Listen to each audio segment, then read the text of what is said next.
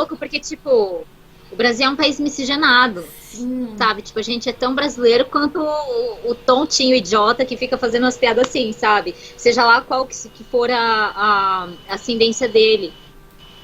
Tipo, a pessoa se acha muito especial. Ai, não tem paciência. Não tem paciência, entendeu?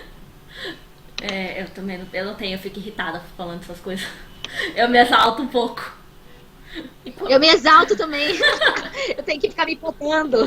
Não, e quando foi que você. Vocês viram na live? Eu falei, como Não chamar de burro? não ser grosso? É, Mas quando foi que você percebeu que, tipo, precisava falar sobre esse assunto? sim. Porque quando você começou no TikTok, você não falava sobre isso, né?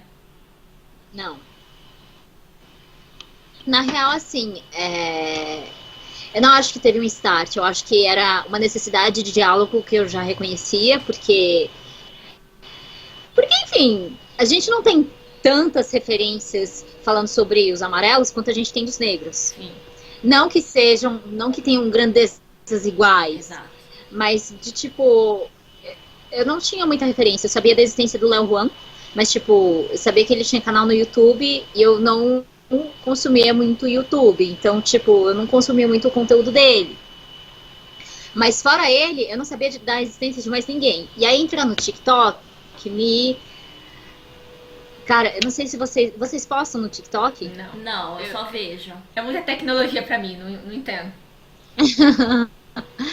Não, porque eu senti que é um lugar que eu, que sempre fui desvalorizada por conta da minha aparência, aí é um lugar que as pessoas estão começando a demonstrar algum valor pela minha aparência, assim, sabe? Então, tipo, eu senti que era um lugar mais acolhedor e que se fosse para eu abrir um diálogo, lá seria o lugar mais adequado para isso, porque as pessoas já estão predispostas a ouvir o que eu tenho a dizer. Uhum.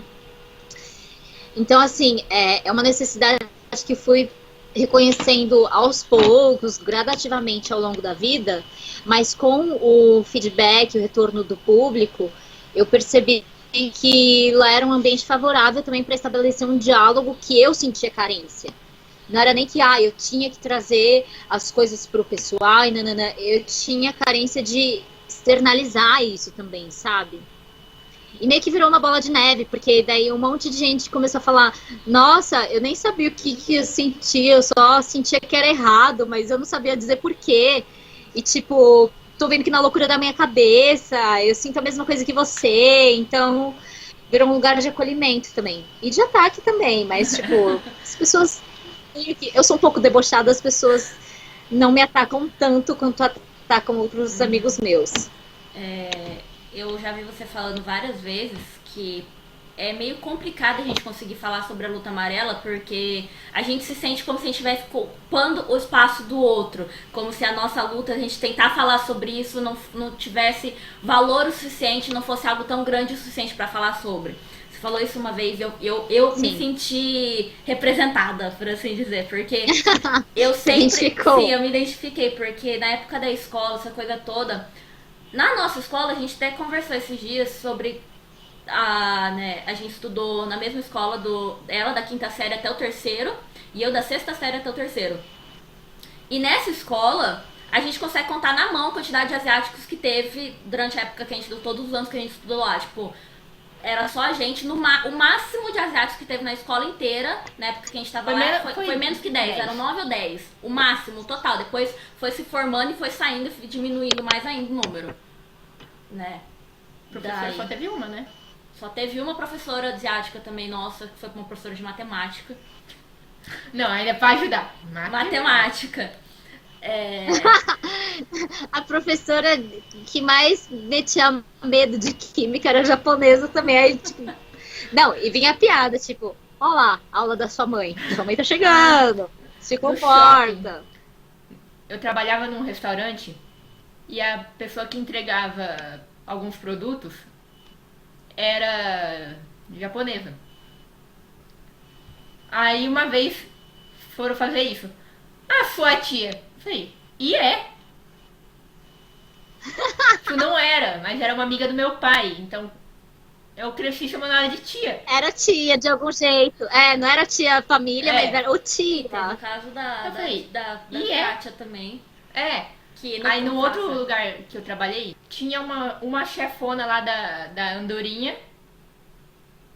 E ela chegou nossa lá. prima. Não, chegou lá, todo mundo, oi chefe, oi chefa. Aí falaram, Adriele, sua parente. Eu falei, mas ela é minha prima. Quê? Acontece isso. What? Então, enfim, Mas, esse lance de você não sentir que você tem voz pra falar sobre. Toda aquela coisa na época da escola que a gente passava, que que o pessoal zoava, te chamava de japa. Um apelido que já deram pra gente na escola, chamavam a gente de Yakuza. Pra mim não. Já me chamaram de Yakuza na época da escola. E sabemos, Yakuza é a máfia japonesa. nossa, é aquela pessoa que ouve uma palavra da cultura inteira e fala, agora, tipo assim, Apelido sei lá, novo. vai pegar e chamar o indiano de o Canela, porque a canela veio da Índia, né? Sim. O Canela. Ah, não, é cravo, né? Não sei. É algum dos Whatever, dois. tipo assim. Ou os dois, porque a Índia era, tipo, o lugar das Sim, especiarias e exato. tal, né? Então, tipo assim, ai, olha, pior é que assim, não tem como você virar pra uma criança de 10, 10 anos. 11 anos e falar, olha, queridinho, você tá pagando de idiota. Para. Não tem como, tem porque daí como. escroto é você, Sim, entendeu? sim. Então, nessa época, acontecia as coisas e eu não sabia explicar. Eu dava risada junto. Porque eu tava lá no meio dos brancos, dos negros. Porque ensinaram que a gente tem que ser agradável. Exato, sim. Ensinaram que a gente tem que ser gentil, tem que ser educado, aquela coisa. Então o pessoal me zoava. Eu sentia isso de tipo...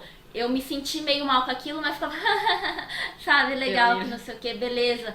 Daí eu tentava falar sobre, só que ninguém entendia, entendeu? Eu chegava no pessoal que era da sala, os coleguinhas da sala, eu chegava, então, não é legal. Ah, mas você tá fazendo muita graça, é só uma brincadeira, é só uma piada, né? Esse tipo de coisa. Daí, quando chegava no meio dos asiáticos, lá juntava um grupinho no intervalo dos descendentes de asiáticos da escola, eu falava isso pra eles, eles entendiam o meu ponto, sabe? Aquela coisa, não, realmente, machuca, magoa, mas como é que a gente vai explicar isso pra eles? A minha treta no Eles acham que, eles acham que a nossa luta amarela, essa coisa toda, é só uma piada, é só uma brincadeira, sabe? E é aquela coisa que machuca, se você faz uma piada com o negro, é racismo, né? Com asiático é brincadeira. Não, mas a piada que ridiculariza, principalmente criança que não tem discernimento das coisas, é uma forma de opressão. Sim. Você tá fazendo aquela criança ficar quieta, porque se ela for em evidência, as pessoas já estão rindo dela. Se ela se colocar em evidência, aí que ela vai virar a piadona, tipo, do rolê. Então, é uma forma de opressão. Não tem essa, não. Sabe, tipo, é muito louco, porque eu precisei, assim, na escola a gente não tem maturidade pra lidar com as coisas. Então, eu acho muito importante a internet como essa ferramenta de trazer algumas coisas mais mastigadas, às vezes não para um público não asiático, mas para um público que, tipo, precisa de uma formulação para falar sobre isso nos ambientes que frequentam. Na escola eu não tinha formulação nenhuma, eu só não gostava e ponto, e acabou. Não sabia dizer porquê, não entendi direito porquê. Depois de algum tempo eu fui compreender essa questão da opressão, por via das piadas, das brincadeiras, mas também eu precisei passar por processos artísticos de, tipo, ter que ouvir a minha professora falar. Porque, assim, a gente é educado muito pra se podar, né? Se você vai chorar, se você ficar bravo, você sente qualquer outra coisa que seja agradável pros outros, a gente é muito educado a guardar pra gente, assim, é uma coisa cultural mesmo. Então, eu como atriz, precisei ouvir da minha professora, tipo, para de segurar isso pra você, para de se silenciar. O que você tá sentindo tem valor. O que você tá sentindo merece ser dito, merece ser posto pra fora. Você não pode ficar negando isso, isso só faz mal pra você. E ela não falou isso só como professora, mas falou isso também como uma pessoa que, tipo, vê que alguém tá precisando, assim, de um toquezinho amigo, entendeu? Então, dá muito medo de você trazer algumas pautas, porque parece que você realmente tá querendo roubar o protagonismo, assim, sabe? Só que uma luta não anula a outra, assim. E uma coisa que eu percebi é que a maioria, depois que eu comecei a falar sobre essas coisas, a maioria dos silenciamentos que eu sofri não vieram dos negros que falaram, ai, você tá roubando meu lugar de fala. Vieram de branco. Tipo, branco que não sofre nada de discriminação por conta da etnia, entendeu? Pode sofrer por outras coisas, mas não sofre por conta de etnia e não compreende qual que é a dinâmica da coisa. Então, assim, a partir do momento que a gente fala que a gente é ridicularizado, que a gente é discriminado, que a gente é tratado de forma diferente, a pessoa que sofre isso também e tem o mínimo de empatia e ouve você, ela vai se solidarizar. Da mesma forma que a gente se solidariza com outras causas também. Só que você falou, né, que é só uma piada. Aí que é o meu questionamento. Gente, eu tô falando da minha dignidade, eu tô falando de respeito. Se pra você é só uma piada, não tô entendendo esse seu apego com uma piada. Você não tem inteligência pra gerar outra piada? Você só consegue fazer esse tipo de piada? Pra mim, aí é a sua limitação aí, que infelizmente não é problema meu, sabe? E é isso. Ai, gente, eu fico sem paciência, desculpa. Eu, tipo, fico exaltada real. Eu também fico. É uma coisa que, tá tipo, pra mim é tão óbvio. Exato. O que eu achei mais estranho de tudo, a gente tá acostumado com os brancos falando isso. O que eu fui atrás de conversar com você foi do lance da Ana Hikari, que eram os negros. Ah, sim, do Twitter, né? Eu falei, então, na real, eu não consegui acompanhar muito essa tour, mas, tipo... Gente, é muito louco como a desinformação faz a pessoa ser... ignorante. Ser escrota, né? Eu falei assim, se é uma minoria, eles deviam ajudar, tipo, assim, uma minoria ajudar a outra. Uma minoria ajudar a outra.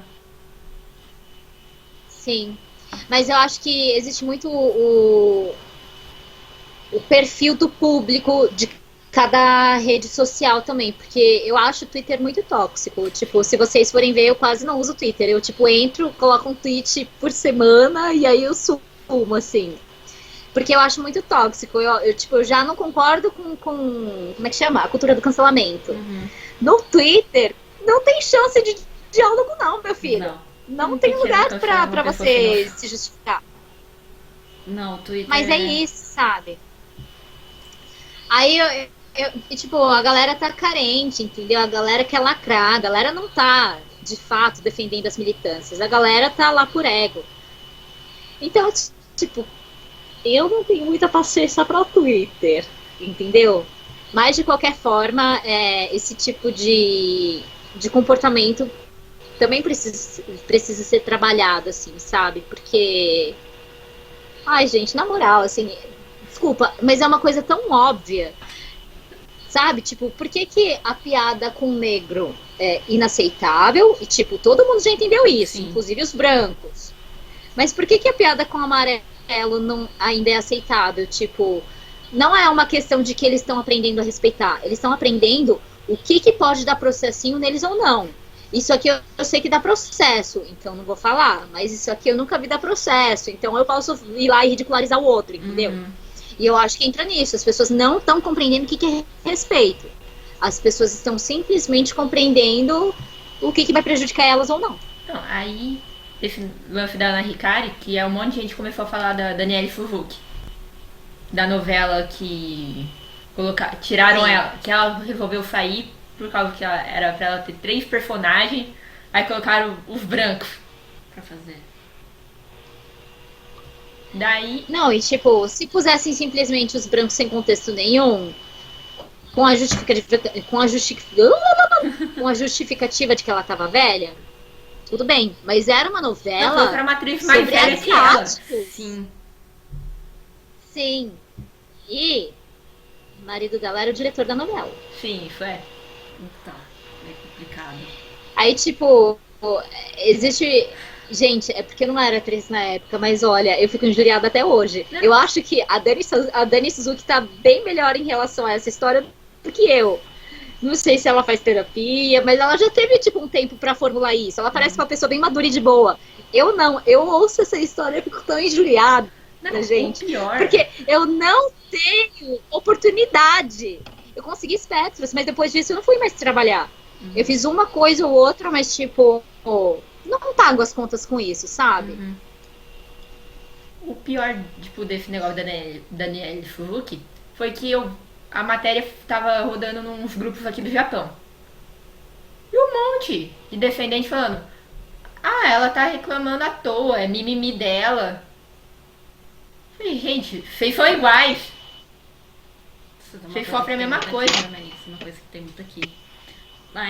Mas eu acho que entra numa parada de psicologia real de cada um, assim, sabe? Porque às vezes eu acho que existem dores, isso individualmente, de cada pessoa.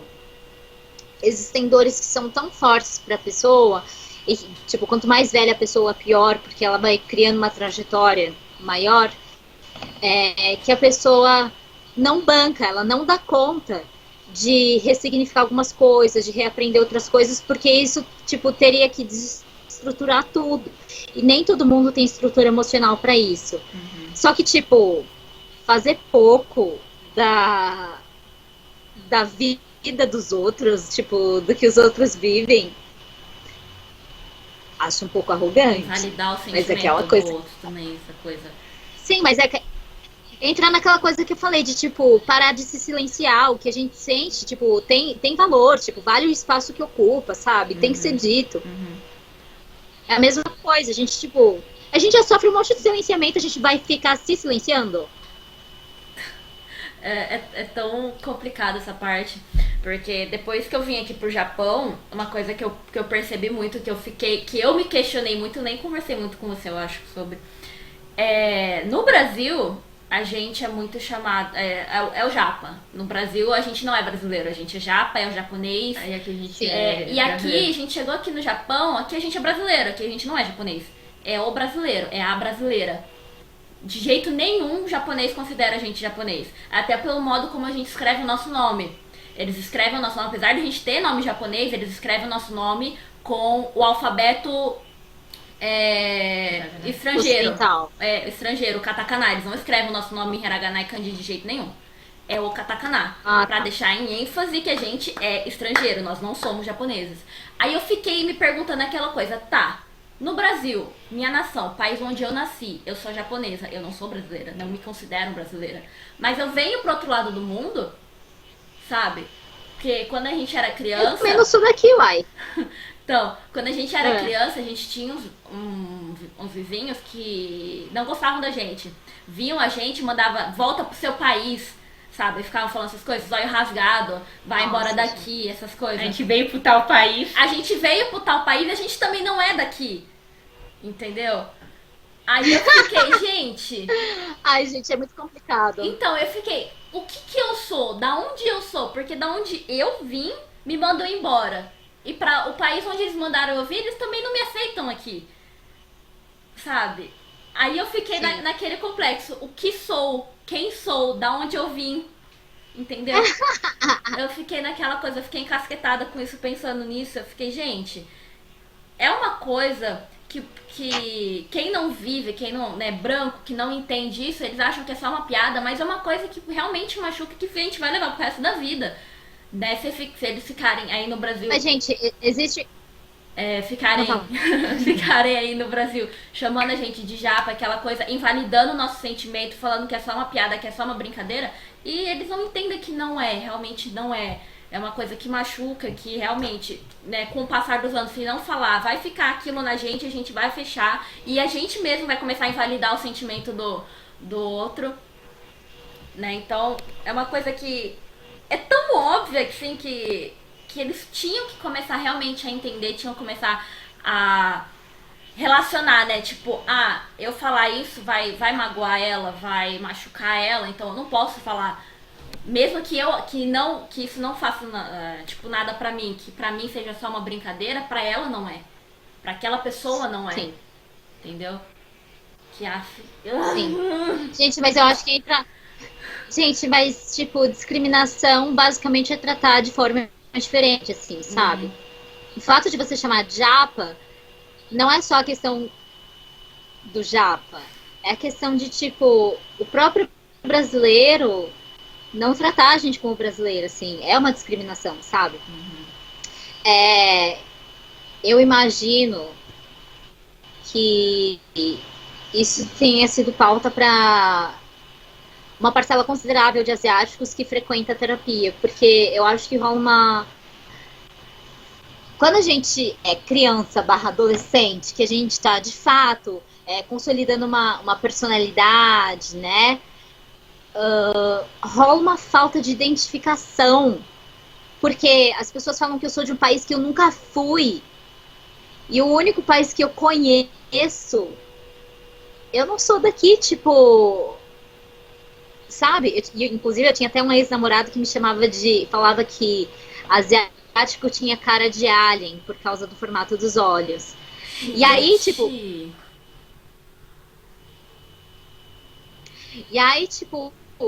as coisas só iam alimentando essa sensação de que, tipo... Mano, não é essa sensação, é essa dúvida de, tipo... Quem sou eu, assim, sabe? O que é uma questão muito subjetiva e, tipo...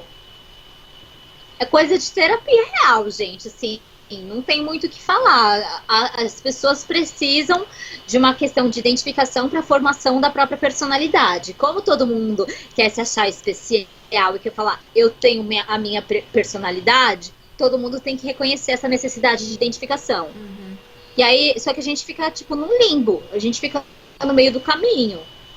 Então, assim, é um trabalho que eu sei que alguns amarelos tiveram que passar, é a compreensão de que, tipo, o que eu falo assim, bebo das duas fontes, isso é verdade, mas isso não significa que, mesmo tendo essa consciência, que eu conseguia me identificar como uma brasileira amarela, como uma nipo brasileira, tipo, eu só não sabia quem eu era.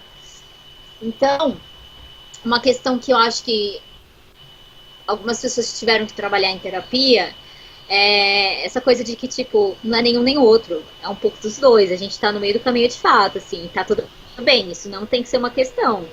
Só que enquanto a gente é criança e adolescente, isso é uma questão, e a gente não tem formulação sobre isso. Tipo, eu acho que muito do que a gente faz, porque as violências que a gente sofre não são...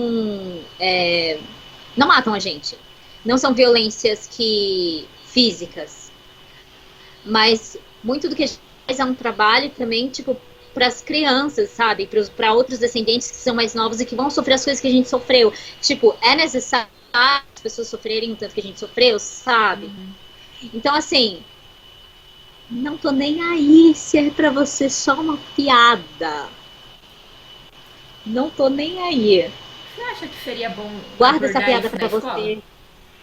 Porque, tipo, na escola a gente aprende sobre Mas eu tanta acho que coisa, sim. menos sobre isso. Isso. Porque quando eu tava pesquisando sobre as coisas, apareceu que, tipo, os portugueses vinham pro Japão e levavam embora as crianças e usavam de escravo. Ei, por que não falam isso na escola? Sim, mas eu acho que as nossas aulas de história focam muito em gringos. Não focam muito, tipo, de fato, no que a Constituição do Brasil, a Constituição do Brasil enquanto um território como país, assim, a formação, né, do país.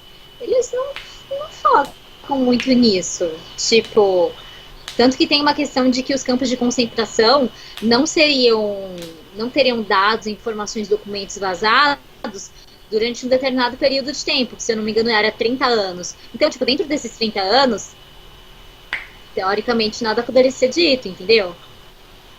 E aí fica complicado, porque, tipo assim, os alemães, os italianos, que também foram para campos de concentração, eles são brancos, e brancos são aceitos em qualquer lugar do mundo. Brancos não têm uma limitação, uma pejoratividade, uma hipersexualização, não tem nada disso. O branco é o branco é o padrão. É o padrão. Então, dos 3 que foram pro campo de concentração, tipo, quem teve mais dificuldade de reinserção foi o japonês, foram os japoneses, assim, sabe? E não é nem reinserção, como é que fala? Profissional, no sentido de trabalho. Muito no sentido de social mesmo, muito no sentido de ser aceito como constituinte da sociedade brasileira. Uhum. Então eu acho que, tipo, houve muita desinformação e que no fundo, nós fomos grandes prejudicados. Porque sobre a vinda dos escravos africanos, tipo, isso é dito nas aulas de história de todas as escolas, assim. Mas as pessoas ainda acham que eu sou gringa. Sim. Entendeu? Então, tipo, eu acho que a escola resolveria muita coisa. Com assim. certeza. Começar desde pequeno falando sobre, porque isso também é aquela coisa. A gente vê um negro andando na rua no Brasil, comum, normal, beleza. A gente vê um asiático andando na rua, a gente, deve ser estrangeiro. A gente não vê ele como sendo um brasileiro, sendo que a maior comunidade asiática, japonesa fora do Japão fica no Brasil. Né? A quantidade de asiáticos, sendo japoneses, tailandeses, chineses, coreanos, taiwanês, tudo, né? Tem muito no Brasil, a gente é muito forte no Brasil, é muito grande, e a gente continua vendo eles como estrangeiros. A gente não vê eles como brasileiros, né? Sim. E também esse lance da hipersexualização que você falou, eu acho que a única identificação, assim, a única coisa que a gente tem pra se identificar quando a gente, pelo menos eu, quando eu tava na época da escola, a única coisa que os meninos falavam muito, né, é que na TV eu não via muito ator ou atriz asiático. Princesas da Disney, a única que a gente tem é a Mulan, que por acaso é chinesa, né? Por enquanto, por acaso é chinesa. É a Mulan, né? Mas o lance da hipersexualização, nossa, os meninos falavam demais. Ia chegar em você e falava, nossa, nunca fiquei com uma japinha. Meu próprio ex-namorado, ele fez um comentário desse, né, quando a gente tava começando, que ele falou pros amigos dele que ele queria muito ficar com uma japa e com uma ruiva. E na época eu era ruiva, eu tava ruivinha laranjinha, porque eu tenho sardinha, então... Ou seja, você já resolvia todos os problemas dele. E foi exatamente que os amigos dele viraram pra ele e falaram assim, lá, tem a Mayumi, tem a Erika, dois coelhos com uma cajadada só. Que eles falavam. E eu fiquei pensando nisso. O lance... né, esse lance de identificação, a única coisa que a gente serve, as asiáticas servem no Brasil, é pra isso, pra satisfazer desejo sexual de alguém. Porque, a japonesa é isso, a japonesa é aquilo, né? Eu nunca fiquei com uma japinha, aquela coisa. Gente, não é só isso, a gente tem toda uma história, cada um tem uma história, cada um tem uma cultura, aquela coisa. A gente não serve só como bonequinho sexual pra satisfazer o bendito ali, porque ele quer, entendeu? A gente tem toda aquela coisa, e é extremamente ofensivo pensar isso da gente, que a gente só serve pra isso, que a única coisa que vem na cabeça de um homem, né, vamos colocar, de um homem é que a gente sirva só pra isso. A única coisa que vem na cabeça dele é isso, entendeu? Sim. Eu fico muito numa neura de tipo, hoje, apesar de eu achar um saco, eu sou assediada. Mas quando eu ficar mais velha, quando eu não tiver atrativos sexuais para os homens, eu vou me achar um lixo, tipo, inútil. Porque essa é a única relação que os homens estabelecem comigo. Uhum. Sabe? É uma neura muito minha, tá? Desculpa. Mas, tipo assim, eu acho muito louco, porque... Gente, rebobina um pouquinho a fita. Quando eu nasci, eu saí da barriga da minha mãe, né? Aí eu tenho meu pai, né? Ou seja, tenho aqui a famíliazinha.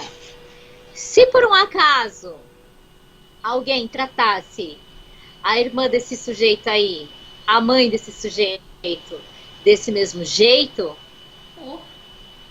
eu não sei, tipo, será que ele, sei lá...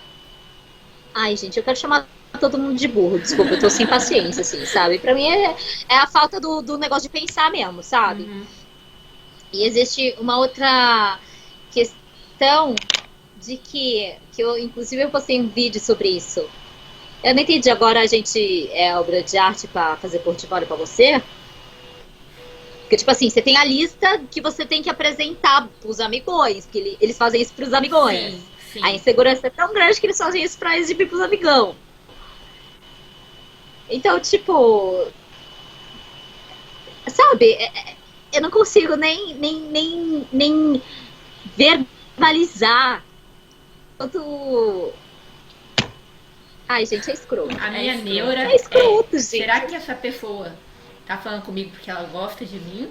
Ou é só porque eu sou asiático, tipo, sou o que ela quer que eu seja?